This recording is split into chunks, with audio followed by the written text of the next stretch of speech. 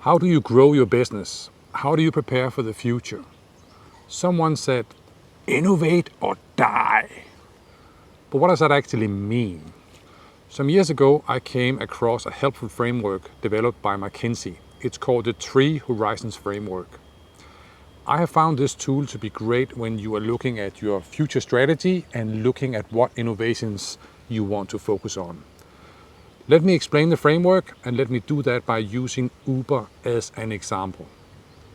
This is what the framework looks like. Yes, it is simple.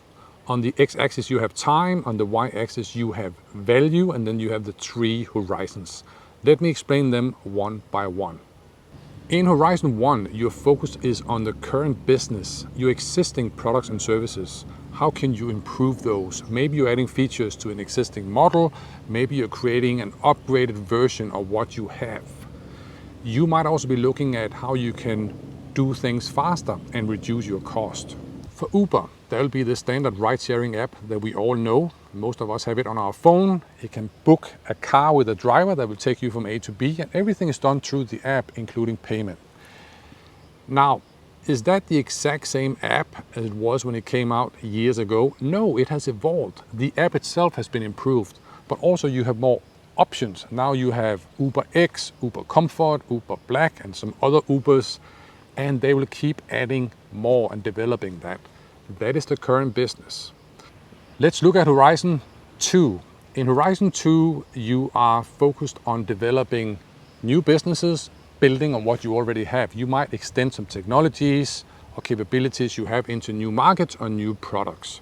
For Uber, there'll be Uber Eats and Uber Freight. Uber Eats, you are no longer moving people. Instead, you're moving food from restaurants to your homes using the app. For Uber Freight, you can book a big bad truck through the app that will take your freight from one city to another city. So both Freight and Eats are built on existing capabilities and technologies that Uber already has. Horizon 3 is where it gets even more exciting. You're looking at building entirely new businesses using technology and capabilities you might not even have today, that might not even exist. This is where people disrupt. This is where people do things dramatically different using exponential technologies. Horizon 3 for Uber would be Uber Air, which is an entirely new concept where Uber will be offering electric flying taxis in the cities. So imagine taxis that will vertically take off from one building and vertically land on another building. Maybe it's an airport transfer, but it's all done by electric flying taxis. Does this technology exist today? It's being developed. Do these city airports exist today? No, but they're being developed. Regulations are being developed. So you can't actually do this yet, but the first cities expect to launch this concept in 2023.